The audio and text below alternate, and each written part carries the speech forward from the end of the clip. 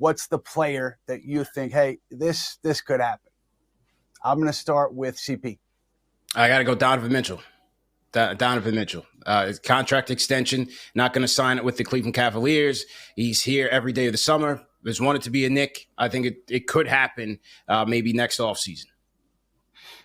It's the most likely outcome. Yeah, Bagels. It's the most likely outcome. Donovan Mitchell, it should have happened last August. He expected it to happen. He wanted it to happen.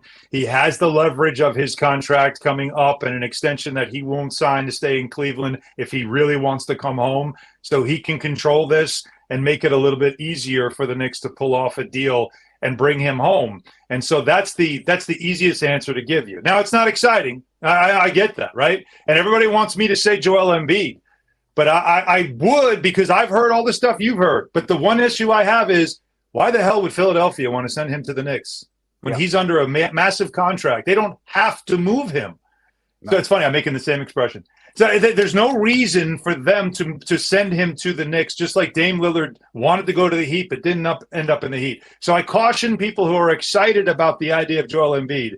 I think the right now name remains Donovan Mitchell. And for the Knicks, it might take them 18 months longer to get him, but they still will have the opportunity to get him if that's what he still wants. I'm with you guys. I was going to say Donovan Mitchell as well.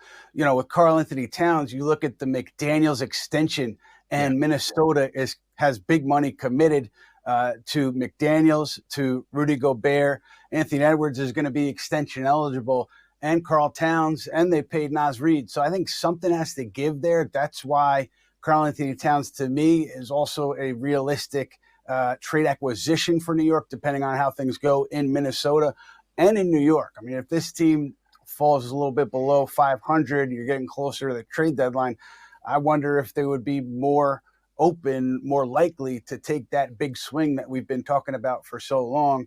I just keep my eye on Minnesota as well, but I do see Donovan as most likely.